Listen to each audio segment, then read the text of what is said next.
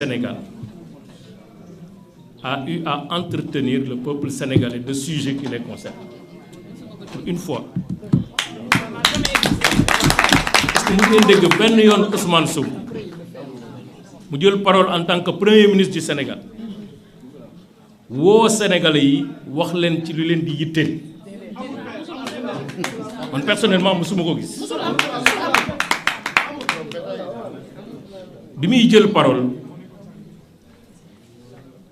Il y a eu un regain de tension au niveau de la Casamance avec le décès d'un soldat sénégalais.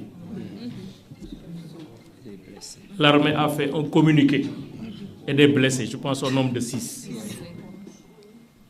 Ousmane Sonko a eu l'occasion pour la première fois après cette tragédie de prendre la parole pour au moins au nom du gouvernement présenter ses condoléances aux forces armées, ces vaillants militaires et soldats au niveau de nos frontières, saluer la mémoire du décédé, prier pour les blessés. Il ne l'a pas fait. Tout le monde sait que dans le monde rural, aujourd'hui, on vit la pire crise agricole du Sénégal. Il y a une mévente de l'arachide qui a installé le monde rural dans une préoccupation forte de revenus et d'écoulement de leurs produits après 3 mois de dur labeur. Ousmane Sonko n'en a cure. Il n'en parle pas. Il ne sait pas trouver des solutions. Il invente pour demander à la Sonacos d'acheter 450 000 tonnes, ce que la Sonacos n'a jamais pu faire au moment où la Sonacos était la Sonacos. Je ne parle pas de la crise universitaire. Aucune solution. Aujourd'hui, c'est l'impasse. Je ne parle pas des plans d'action des syndicalistes. Aucune solution. C'est l'impasse. Des enseignants, c'est l'impasse. Ils nous parlent de quoi? Ils nous parlent de quoi? Et quand il prend la parole, malheureusement, on a l'impression que le Sénégal existe à partir de 2024. Je vais intervenir sur 2 points. Le premier point, c'est son annonce d'une enquête parlementaire. Tout ça, il le fait parce qu'il veut emmerder, il veut entraver la candidature de Macky Sall. En réalité, c'est ça. Donc, Luxar va y revenir. Je ne vais pas empiéter sur ce qu'il va dire. Donc, enquête parlementaire, pour la première fois, et je parle sous le contrôle d'un ancien président du groupe parlementaire, au Sénégal, qui est un pays organisé depuis 1960, nous avons 3 pouvoirs indépendants. Le premier pouvoir, c'est le pouvoir exécutif, qui exécute, qui fait l'action gouvernementale, qui mène la politique, qui apporte des solutions. C'est le président de la République et ses collaborateurs. Le deuxième pouvoir, c'est le pouvoir judiciaire, qui juge. Le troisième pouvoir, c'est le pouvoir législatif, qui légifère, qui vote les lois, qui contrôle l'action gouvernementale. Et au cœur de notre Constitution, il y a le principe fondamental de la séparation des pouvoirs. Le président de la République, chef de l'exécutif, n'a pas le droit de donner des instructions à l'Assemblée nationale, à plus forte raison au Premier ministre. Ça viole la Constitution. Mais quand il le dit, j'ai l'impression qu'il ne se rend pas compte qu'il est un Premier ministre du Sénégal. Il ne peut pas donner des instructions à une Assemblée nationale indépendante, autonome, de constituer un groupe parlementaire ou une commission d'enquête. C'est très grave. Or, depuis 1789, Déclaration des droits de l'homme, il est dit à l'article 16 de cette déclaration que les sociétés qui ne garantissent pas les droits fondamentaux de l'homme et qui ne respectent pas la séparation des pouvoirs n'ont pas de constitution. C'est-à-dire, même si tu as un papier, c'est un papier, mais on ne peut pas l'appeler constitution. Donc lui, il transforme notre constitution en papier.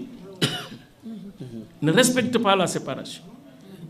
Or, dans le règlement intérieur, comme dans la Constitution du Sénégal, article 85, etc., 70, 48 règlement intérieur,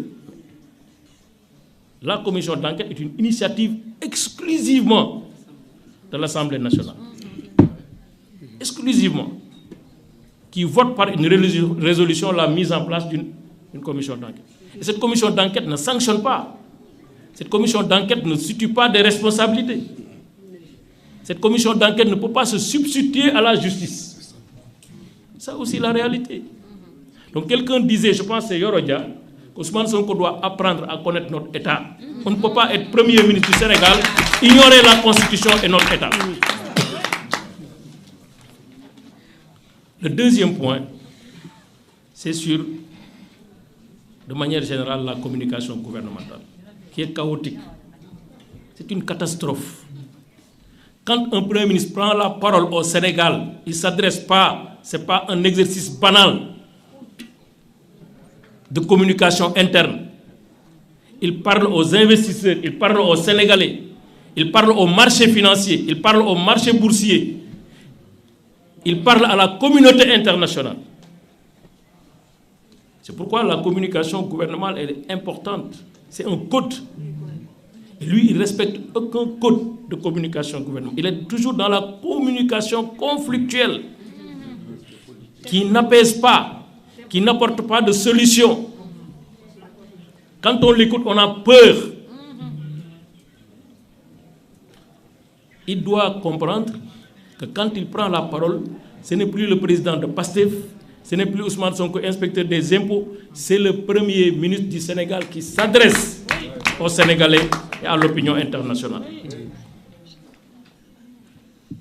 Et maintenant, la communication, c'est un élément stratégique de gestion de nos pays. On n'est pas libre de dire tout ce qu'on veut. Je vais donner deux exemples. Ces problèmes de renégociation, je pense que c'est Mbouch qui en a parlé. Il faut être extrêmement prudent en termes de perception que les investisseurs vont avoir sur l'État du Sénégal et sa volonté. Un État de droit, c'est un État qui respecte la force obligatoire des contrats souscrits légalement, ce qui est le cas. Il n'y a aucun contrat pétrolier, minier, gazier, infrastructure au Sénégal qui a été signé sans le respect de la loi. Ce n'est pas possible. Ce n'est pas possible. D'ailleurs, dans le code pétrolier, on a un exemplaire de contrat. Dans le code minier, on a un exemplaire de contrat. C'est pour dire, quand vous devez signer un contrat, voilà au moins les bases pour signer le contrat. Ce qu'on a fait, Mbouch était témoin en 2016, quand il y a eu des annonces de découverte de pétrole et de gaz, le dispositif stratégique qui a été mis en place par le président Macky Sall et son équipe, il est unique. Et d'ailleurs, c'est un ministre qui le dit. Le ministre Birame Souleye qui rend hommage à ce qui a été fait comme travail. Sur le terrain, on a entendu n'importe quoi. 2 000 milliards, 3 000 milliards, etc. Le meilleur témoignage est venu aujourd'hui du ministre des Infrastructures et des Transports. Nous, on a négocié, on a renégocié plusieurs contrats. Le terre, on l'a négocié. Sans bruit. La concession autoritaire, on l'a négocié. Avec un partenaire. Sans problème. Le péage, les prix, les tarifs, on l'a fait sans difficulté. Mais parce qu'un gouvernement, il ne proclame pas. Il n'est pas constamment dans la proclamation et dans le populisme. Il faut faire un travail discret mais efficace qui impacte la vie des populations. C'est ce que nous avons fait. On l'a toujours fait. Et ces contrats sont les meilleurs contrats au monde. Quand je vous parle, il ne peut pas, et la loi l'interdit. Quand on regarde le code des obligations civiles et commerciales, qui est la base des contrats, l'article 97 dit « Vous ne pouvez pas unilatéralement résilier ou réviser un contrat. » Ce n'est pas possible. Particulièrement dans les contrats pétroliers, où il y a une clause de stabilité qui interdit de remettre en cause, parce que les investisseurs qui viennent, 4 000 milliards, 5 000 milliards, en confiance à la loi qui est là, actuelle, en confiance à un gouvernement qui signe une convention, Mais ils vont prendre toutes les dispositions pour s'assurer que cette convention ne sera pas torpillée ultérieurement. Ce qui va se passer, c'est 2 événements, ou 3, ou 4 même. Quand ils continuent à avoir ce discours, il y a ce qu'on appelle l'effet de renchérissement des capitaux. C'est-à-dire que le Sénégal va être perçu comme un risque pays majeur. Et c'est arrivé. Aujourd'hui, on a les intérêts les plus élevés de la place africaine. Aujourd'hui, quand le Sénégal emprunte, c'est comme si c'est un pays en guerre qui emprunte. Parce que le taux d'intérêt, il est arrimé à un risque. Autant le risque est élevé, autant le taux d'intérêt est élevé. Parce que les gens, ce n'est pas des humanitaires, ils viennent pour gagner de l'argent. Deuxième effet, c'est l'endiguement économique. Et on y est de plein. Parce qu'aujourd'hui, tout le monde sait qu'il y a un repli économique évident. On perd des emplois, les sociétés ferment, les gens se déplacent, parce qu'il y a d'autres places beaucoup plus nobles, beaucoup plus réceptives aux investissements que le Sénégal. Nous, on était pendant 10 ans la destination principale des investissements directs étrangers. Pendant 10 ans, devant le Maroc. Il n'y avait que l'Afrique du Sud, je pense, et l'Égypte, et on n'est pas comparable en termes d'espace, qui étaient devant le Sénégal. On était la première place en Afrique subsaharienne, pendant 10 ans. Presque on absorbait plus de 2,5 milliards de dollars d'investissements directs étrangers. C'est ce qui faisait que le Sénégal marchait. C'est ce qui faisait qu'on avait des recettes. Ce qui faisait qu'on avait la possibilité d'emprunter et de faire de grands projets sur les universités, sur beaucoup, les hôpitaux, etc. L'autre, c'est que quand on annonce comme ça des renégociations, on installe la peur dans le secteur privé. On installe la peur dans les entreprises. Parce que quand je commence par annoncer que je vais renégocier tel contrat dans le sens de resserrer, tout de suite, l'entrepreneur, il est inquiet, il est dans l'attentisme parce qu'il ne va plus se projeter, parce que c'est incertain. Et l'incertitude, c'est le facteur le plus bloquant d'un investissement. Les employés se sentiront menacés, ils seront démotivés, etc., etc., etc. Après, il y aura une chaîne en cascade qui va faire que malheureusement, et c'est ça la réalité, notre dynamisme économique d'antan, on l'a perdu parce que simplement il y a eu des proclamations, en tout cas des annonces, voilà, dettes cachées qui n'existent pas, 1000 milliards, Mme Babou en a parlé, qui n'existent pas, des comptes fictifs, etc. C'est ça qui est à l'origine de cette perception négative de l'extérieur. Les gens, ils voient, ils regardent, ils écoutent, et en fonction de ce qui sort des communications, mais ils prennent les dispositions. Ce qui fait qu'aujourd'hui, le taux d'endettement du Sénégal, en tout cas en matière de taux, c'est le taux le plus élevé. Les gens ne viennent pas, ils sont à Abidjan, ils sont dans d'autres places, ils sont en Guinée, voilà, mais ils boycottent la place du Sénégal. C'est pourquoi vraiment je voudrais demander au gouvernement du Sénégal de revoir leur copie et de rectifier le tir pendant qu'il est temps. Tant que ces discours musclés, faits de brutalité, inutiles, seront tenus, on continuera à avoir des difficultés. Parce que personne ne va venir. Ce n'est pas l'État qui va solutionner le chômage. Il faut des partenaires. Un partenariat, c'est de l'intelligence, c'est de la courtoisie, c'est la confiance. Quelqu'un l'a dit, je pense que c'est Seourou. Donc c'est sur la base de cette confiance qu'on peut avoir le progrès, qu'on peut avoir des partenariats solides, respectueux, inscrits dans la stabilité et qui permettent de gagner de l'argent. Et encore, je termine par ce terme. Un État n'est pas un épicier. On a gagné 1 milliard ici. Non, non, on aurait dû gagner 1000 milliards là-bas. Non, on ne fonctionne pas comme ça.